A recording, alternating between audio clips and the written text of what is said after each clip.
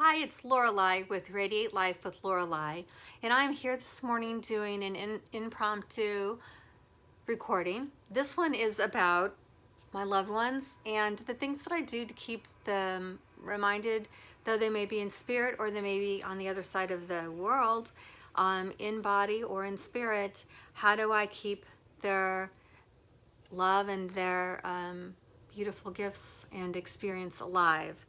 And I used to make notebooks, and I would put cards and pictures and little quotes, and I was going through them, deconstructing them, and putting together some information for a group that I'm doing where we'll be putting together our own notebooks or posters or online collages or physical collages. We're going to look for ways to continue to anchor in, especially during this time, so that we're aligned,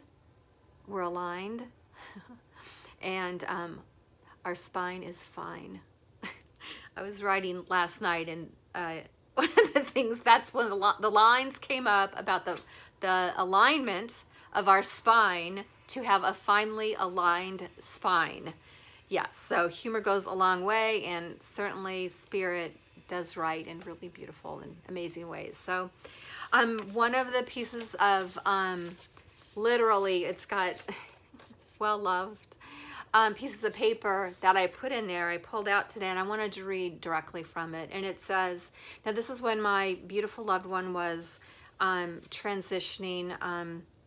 She had been in a car accident and been in the hospital for a year and recovered from that, but ultimately her liver did not recover fully, and there were other complications from that. So there was a long period of time in which, you know, she was an active spiritual teacher in our community, beautiful, beautiful, wonderful soul. And there was a lot of, you know, rallying at the time and healing, not only her, but other people in our community and family members. And it was really an intense time. And it's that sweetness of what could be possible, and yet knowing not to demand that the outcome be what ultimately, you know, our heart would want, but really what's in the best interest of this person, this loved one, this soul, and in the whole scheme of our soul's journey. So a part of that too was recognizing, realizing that when someone leaves us, no matter what time it is, no matter when it is, to be able to let go of them, to detach from them. But it doesn't mean that you don't love them. It just means that I choose to take my grief, I choose to take missing them, I choose to take all of that and find some way to really weave and make their life a fabric of my life, and make our relationship continue to move forward even though I'm here. And whatever your belief system is, my personally is that they do, that there is an existence, and there is, you know, so many different levels to that. So it's like, I think you probably are in two categories. Either there is nothing or there is something. And then the something category is very wide. And yeah, I believe in a lot of things. So this one was when my loved one was recovering from chemo. Was, you know, they'd go through periods of gaining their strength, right? And very often we'll see periods of time in which, especially if it's a long illness, there's sometimes this window where they get better.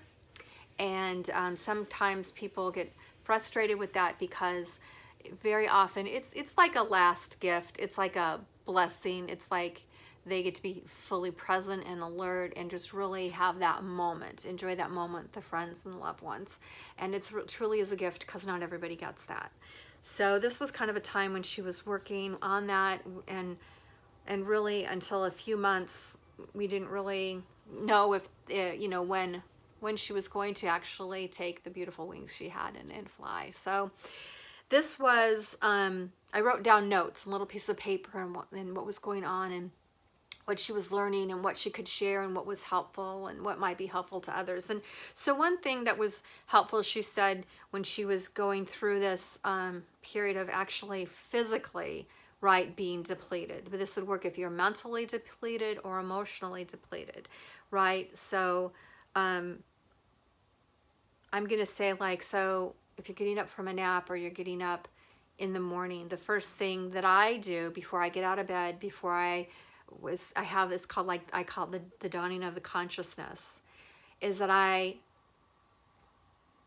bring fresh, like, daily bread gratitude. What am I grateful for? So I wake up, and the first thing that my consciousness is looking for, it's infusing itself with, is gratitude. And I don't try to judge what it is. I don't try to move it any way, shape, or form. It could be the same thing over and over. I don't recite it. But upon the awakening of my consciousness, I reach in there with gratitude. And then I have 3 things that I am grateful for. And I always say it verbally. And it's during this time of year for, like, now, because this is a really hard transition for me. So I really make sure that I write it down, either in a journal, or I put on my phone, or I've in years past taken a big poster board and put it on my wall. And then every day I write the 3 gratitudes. And it's really nice, because if I go by the wall or someone else goes by the wall, they can add to it. And I can sit there and I can just breathe in that gratitude. And maybe I'm in a moment of not easily bringing that energy, that thought, that moving into that grace. I need a little bit more grit to get in there. I can stand in front of there and look as I fill it up. By the end of the month, it's very full. And the beginning of the month, it's fresh and clean. So getting up and having 3 breaths of gratitude. And then before you move and say, I can do this. I can, whether it is I can walk, I can move my arm, I can sit up, I can make my way in this world. I can get up and I can embrace this day. Whatever it is that you might be, I can get up and I can face this challenge. I think for me, I have 3 of my kids are still in school, 6th grade, 7th grade, and I have a senior in high school. And even for those that have been really on top of their schooling and everything, it's hard. It's really, really hard. So for me, my job is to make sure that I'm showing up and that I'm navigating my waters and connecting with them. But as teenagers, it's so much about asking the question and helping them navigate what they need to do and learning how to step into things even if it feels like everything else is crumbling, making sure that they're picking their tools and that they're learning how to navigate through that moment, and so that it can have a next moment and a next moment. And for me, it's to show up. Sometimes it's very challenging. I may want them to approach things in a different way. I might have approached things in a different way, but I like to say to them, I'm me and you're you, and I can offer things that I see, but ultimately, where are you at? What do you want? What do you think is going to happen in this situation? And how are you ultimately, to me, my metaphor is like it's a bowling metaphor, and that is, okay, look, all those pins have been knocked down. And how are you going to reset, put the pins back up, and go at it again? And make a plan and stick with it and stay with it. The other one is that, again, if they have someone who, or yourself, or it's someone who needs that extra strength, the thing that I'm reminded to do, and something that I do and has kind of been an automatic go-to, is that twice a day, when I'm doing my global healing, I send my strength and my energy to my loved ones. I send my strength and energy to all the people I have ever met in this lifetime, whether we were passing by in a car, we were in a line at a grocery store, we were at some kind of school or athletic event, we passed in the street, our eyes may not have crossed, but I send you my love and support. I send my love and support to the teachers and leaders and all those who support me. I support them. To all the parents and the kids and the moms and the dads and the teachers and the mentors and the leaders. To all our volunteers in the world and to all of our first responders. I send you and I send them my love and support every day. And as I am supported by life, I recognize that I stand tall with the trees to support others. So there is this breathing in and this breathing out, and it becomes a very conscious way of living life.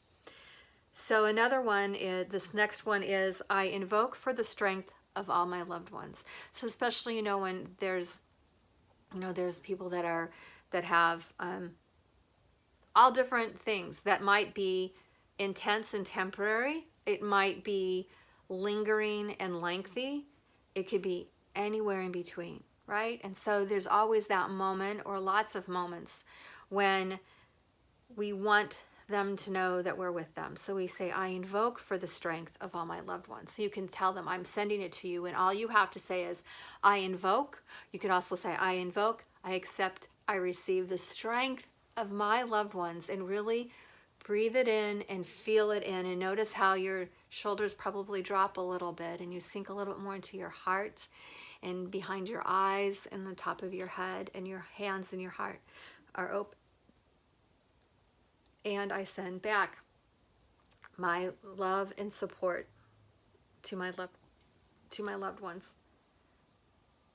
And thank you is another thing. Is say, you can say thank you. You can say I'm grateful. You can say, and I appreciate. And really, I have a class coming up that goes. I have mudras for these. Thank you, in gratitude, and appreciation. And we'll be using breath and mudra and color to align ourselves. And it's something that you could share with other people. You could share with your children, coworkers, loved ones. The next one goes along with that, which is, I invoke for grandfather and grandmother, for Gaia, for Mother Earth, and for all the directions to restore strength in my body. Again, I invoke grandfather and grandmother, Gaia and Mother Earth, and all the directions to restore strength in my body. And allow yourself to be nurtured, allow yourself to be held. And of course, it's a really beautiful reminder that, you know, as we take care of this, of all of the earth elements, as we take care of humanity, as we take care of the animals, we are generating that good. And so when we have times where we're the ones in need of assistance, it feels good to know and see what it feels like on the receiving end. So then as you restore and you renew, and you can once again give from your abundance. Recommend giving from your abundance. Don't give from your fear. Do not give from your lack, even if it's just lack of consciousness. Give and fill yourself up fully, and then give, whether that's an energetic energetic support in love or in a prayer, or whether that's physically giving something or doing something for someone or listening to someone. Those are all ways that we're contributing. And so that when we have our time and it's time for us to feel it, we can appreciate what it feels like, and the truth and the power behind that. The last one is trusting the world that